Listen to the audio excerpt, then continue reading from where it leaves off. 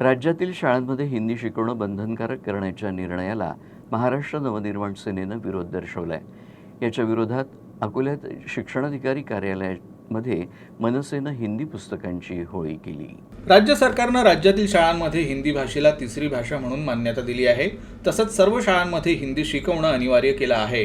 यामुळे राज्यभरात हिंदी भाषेसंदर्भात राजकीय वातावरण तापलंय। तिसरी हिंदी भाषा अनिवार्य केल्यामुळे मराठी भाषेचा दर्जा कमी होईल म्हणून राज्यातील शाळांमध्ये हिंदी शिकवणं बंधनकारक करण्याच्या निर्णयाला मनसेनं विरोध दर्शवला।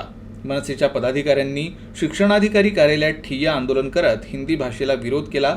हिंदी भाषेच्या पुस्तकांची होळी देखील यावेळी करण्यात आली आणि राज्य सरकारचा निषेध करण्यात आला। या सरकारचं करायचं काय? खाली मुंडकं वर पाय। या सरकारचं करायचं काय? खाली सेनेचा राजसाहेब ठाकरे आगे बढ़ो, हम तुम्हारे साथ हैं।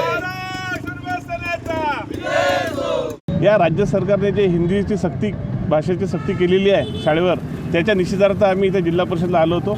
इथे अकोल्यातील काही नामांकित शाळा आहे की जिथे पहिली ते चौथी सरकारचा आदेश नसताना सुद्धा हिंदी शिकवले जाते। आम्ही याच्या पुराव्यासही इथे आलो होतो, मात्र इथे शिक्षणाधिकारी नेहमीसारखे इथे हजर नव्हते। तिथे आम्ही ठिय्या आंदोलन केला, तर त्यासाठी इथं एक अधिकारी येऊन आता शाळेमध्ये जाणार आहे आणि त्याकरिता आम्ही आता इथे हिंदीच्या पुस्तकांची होळी केलेली आहे। आम्ही हिंदी सक्ती हे होऊ देणार नाही, यासाठी आम्हाला जिल्ह्यात जावं लागलं तरी चालेल।